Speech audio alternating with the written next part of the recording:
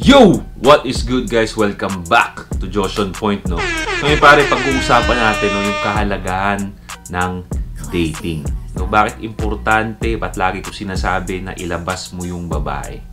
Okay, kung ready ka na, hit mo na yung like button, share mo na rin, and let's go! Bad boy straight kala kill, ako 10 toes down.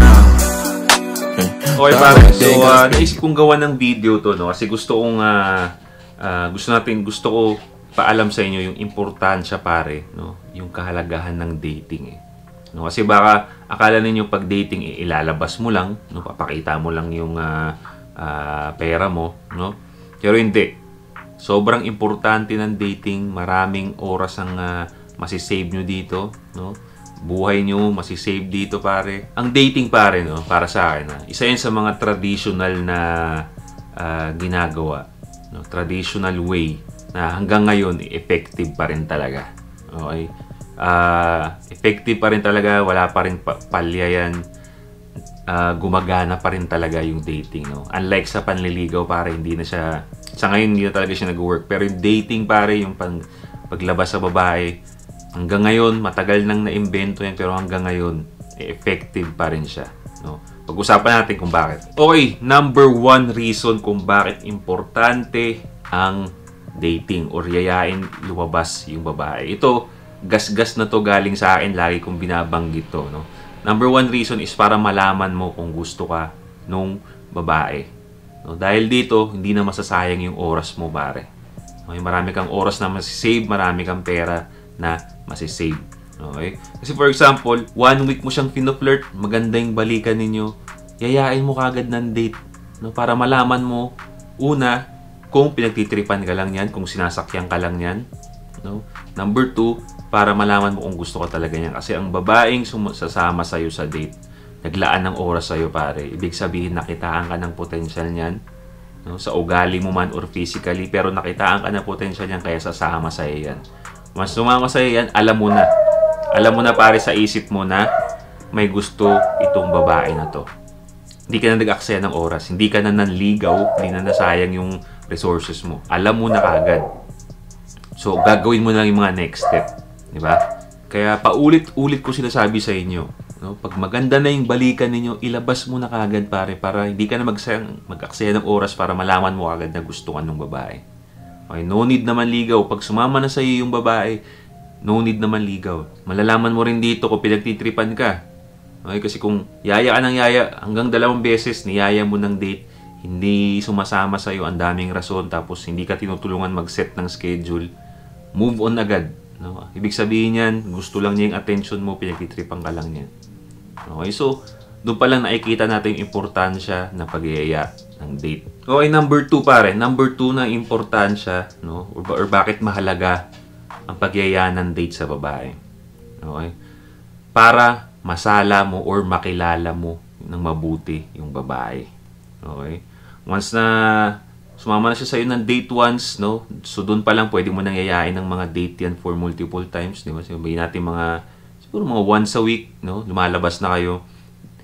Dito mo ngayon gagamitin yung dating para makilala mo yung babae, masala mo yung ugali niya. Okay? Kasi pagka gusto ka ng babae, no, unconsciously kaya niya nang banggitin sa iyo lahat ng mga kung ano man yung meron sa kanya. Basta magaling ka lang magtanong, pare. Okay? Hindi yung parang pa-interview. Okay? May mga video ko niyan pare kung paano yung conversation, no, hanapin niyo na lang diyan. Nakalimutan ko na sa dami kong ginawa na video. Basta make sure lang yung conversation niyo hindi pa interview, yung tanong, hindi ganun. Okay? Tanong, react muna. Okay? Tapos kuha ka ng pwedeng itapik dun sa sagot niya. Tapos tanungin mo about dun, tapos react. Tapos relate. Tapos tanong ulit. Ganun. Okay? Hindi yung question mukhang interview. Basta marunong lang kayo kumausap, marunong kayo magtanong. Kung trip ka niyang babae niya, sasabihin niya sa'yo lahat yan. So doon pa lang nakikilala mo na siya. Makikilala mo agad kung dapat mo bang i-pursue to, dapat mo bang pag-aksaya ng oras to babae na to. Makikita mo agad doon sa galaw niya, peaceful ba itong babae na to. Kasi ayaw naman natin na pumasok sa relationship na toxic yung babae, galing sa isang toxic relationship, marami nang umano. So alam niyo na yan eh. ito rin ang isang reason ko bakit ayoko kayong manligaw. Okay? Kasi pag nasa ligaw na dynamics kayo pare, ikaw yung nanliligaw. Ang nangyayari dyan, okay, yung babae, yung kumikilala sa'yo, siya hindi mo siya nakikilala eh. Okay, kaya lugi talaga kayo dyan. Kinikilala ka niya, nakikilatis ka niya, yung financial capabilities mo, yung ugali mo, pero ikaw, wala kang karapatan na makilala siya kasi ikaw yung lumalapit. Yan ang kaya ang pangit ng ligaw dynamics talaga sa panahon ngayon eh. Lugi talaga tayong mga lalaki dyan. Nagigets nyo? Kung nagdi-date lang kayo, pantay kayo dyan. No? Pwede ka niyang makilala, pwede mo siyang makilala. Pero kung alam niyo yung diskarte dyan, pare, magiging smooth yung dating ninyo. Number 3 reason kung bakit importante magyaya ng date sa babae. Ito wala nang patumpik-tumpik, hindi ako hindi ko na isi-sugarcoat to, no? Pero ito naman talagang katotohanan. Number 3 is para makascore. So after mong makilala yung babae, nakita mo na, uy, hindi toxic tong girl na to, ba? Maganda yung background niya, no? So doon tayo papasok yung sinasabi ko na flirt, date, seduce. Yung seduce, ayan na yun pare, no? Didiskarte ka na para makascore. Okay? Kung nung mga unang dates ninyo, coffee, sine. Now, pag matagal na kayong lumalabas pare, yayain mo na ng mga chill drinking sa bar. Okay? Yung mga wine, gustong-gusto ng mga babae yan pare, wine date. Diba? Although may pagka-pricey yan pare, pero it is what it is, no? Pero may mga mura naman dyan, kahit hindi naman wine, kahit mga cocktail, di ba? Yung mga zombie, ano pa ba yung ano ba yung mga cocktail pare? Nasa active ako sa zombie, ano pa ba yung isa? Basta yung mga pangalan ng mga cocktail na may ang halo, gin lang. Okay. Mga ganun pare, dating, tas usap-usap, no? Para doon pare, pag nalasing yung babae, makikilala mo talaga kung sino siya. Lalabas yung tunay niya, no? Na anyo. Kasi pwede mo nang masidus doon, di ba? Kaya na bahala kung saan yung trip nyo after mag-inom, di ba? So, doon naman talaga umuwi yun minsan, no? Yung makascore ka talaga. Naniniwala ko pare, pagka nakascore ka sa babae, dyan lumalabas yung tunay na ugali niyan eh. Pag yan ang mindset mo na makascore ka, may iwasan talaga na masayang yung oras mo. Madalas kasi sa mga kalalakihan dyan, hindi alam yung importansya ng dating. Ang ginagawa lagi, chat-chat lang. Puro text, chat, text, chat. Oh, may nangyari ba? Nakakascore ka ba sa chat mo? Hindi. Okay? Hanggang sa natinamad na lang yung babae sa'yo, sayang. Lagi nagre-reply sa'yo, nagpakita ng interest, pero puro chat lang ginawa mo. Wala na. Umalis na yung babae, naghanap na ng gustong umiscore sa kanya. Okay? Pag gusto ka ng chicks, pare, tatandaan nyo to, pag gusto ka ng chicks, pag lagi nang sumasama sa iyan, no, pinapantasize na rin niya na umiscore ka sa kanya. Naghihintay yan, no? Gigil na yan. Kailan pa i-score to? Kasi, again, pare, alam nyo na to, babae, hindi nagpa-first move yan. Umaasa sa atin yan para mag-first move sa lahat ng bagay. Okay? So, it is what it is. Ganon talaga. Kaya nga lagi ko sasabi, flirt, date, seduce. Seduce is para makascore. Speaking of seduce, pare, since gusto kong makatulong sa dating life ninyo, pare, again, the Seduce perfume, pare, is available now sa Shopee or sa TikTok shop. Link, pare, nasa description yan. Ang daming magandang reviews na natatanggap ko dun sa mga nakabili na. Sobrang thank you sa mga nakabili at sa mga hindi pa dyan, pare. Hindi kayo magsisisi dito. So, kung gusto ninyo maging maganda yung dating life ninyo, pare, buy this, pare. Seduce perfume by JOP. Link nasa description. Ito mga next na sasabihin ko, no? Ito yung mga nasa long-term relationship na kung bakit in a long-term relationship mahalaga pa rin ang dating. Okay? Hindi nawawala yan. At itong mga sasabihin ko sa inyo, next, ina-assume ko na yung babae ay mabait sa inyo kasi nasala nyo na eh. Okay? Yung sinabi kong first step, nasala nyo na. So, I assume, itong girl na to, kaya matagal na kayo, mabait na siya at kaya mo gagawin to kasi mabait siya sa'yo. Okay? Just keep that in mind. Kasi ayokong gawin din yung mga next step na to kung pasaway yung babae, hindi girlfriend or wife material yung ugali. Okay? So, number 4, no, ng kahalagahan ng dating sa isang relationship, lalo na yung mga long-term relationship dyan. Number 4 is to keep the relationship fresh. Okay? Kasi pag sinabi natin dating, pare, hindi lang naman yan kain. Hindi lang naman yan nood sine. Maraming klase ng date. Okay? For example, yung lagi kong kinuwento sa inyo, Yung ginawa namin ng wife ko dati, nung hindi pa kami kasal, surf date pare sa LU. Okay, magkano lang naman yun? 500 with instructor, 500, so 1,000. Okay, pwede namang siya magbayad nung kanya kasi siya rin naman magbe-benefit. Yung date na yun pare, pag nag-surf kayo, magkasama, sabay kayo umaalon dun, dating na yun. Okay? At pag may bago kayong ginagawa pareho pare, yun yung sinasabi ko sa inyo, yung relationship ninyo hindi nakakaumay.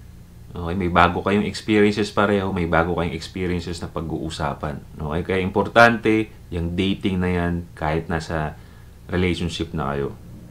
Okay, hindi yan nawawala. Kaya ikaw bilang lalaki, di ba? Kaya nga sinasabi ko sa inyo, para ma-maintain yung masculine energy ninyo pa, at gumagawa kayo ng mga bagong bagay. Di ba? Now, pag may ginagawa kang bagong bagay, like for example, nag-workout ka, nag-engage ka sa mga bagong activity, like kung ano mang activity na yan, tapos dinadala mo yung babae mo doon sa ginagawa mo. Okay? That will make your relationship fresh. O di ba? Nagmi-make sense lahat ng sinasabi ko dito, pare. Okay? Kaya pag sinasabi ko sa inyo na mag-focus kayo sa mga sarili ninyo, gumawa kayo ng mga bagong bagay, no? Good yun sa inyo. Pero ang bonus dun pare, yung babae, gumaganda yung tingin sa inyo, lalo na pagka sinasama ninyo sa mga ginagawa ninyo. Okay? Kasi parang para sa kanya, uy, bagong lalaki to. Uy, bagong ano to. Parang ganun yung tingin niya sa inyo, pare. So, diba? Konektado lahat ng mga sinasabi natin dito, hindi tayo nag-iimbento kasi may basis talaga eh. Okay? So yun pare, dating is a way to keep the relationship fresh. Okay pare, last but not the least, no? Again, itong mga sinasabi ko is I assume na yung babae nasala nyo na at mabait na to sa inyo. Okay? Gusto ko lang maging klaro rito, baka sabihin niyo nagsisimp tayo, hindi. Okay?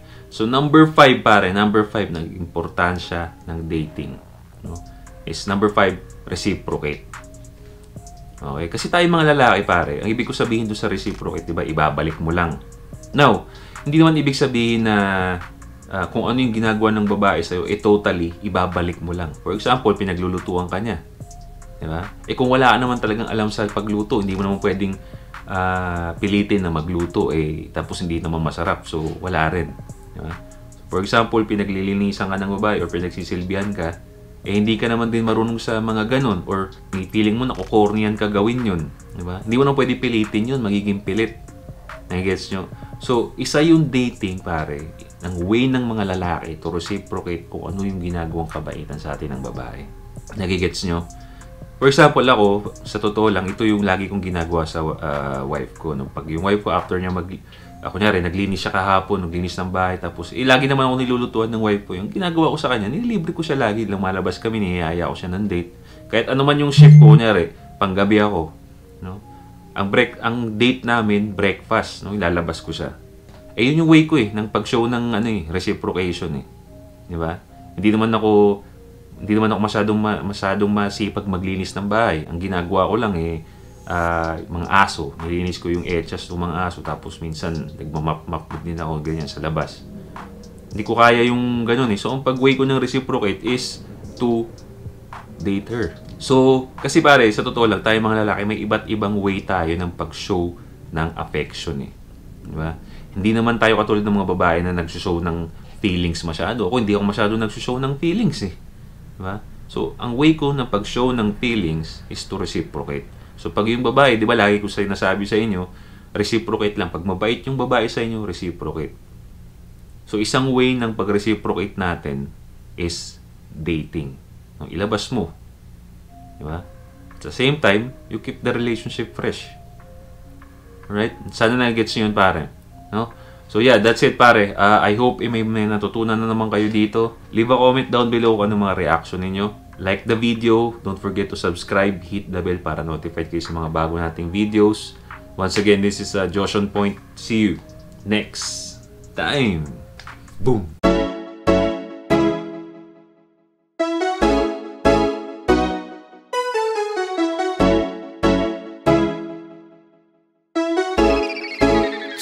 GFAB.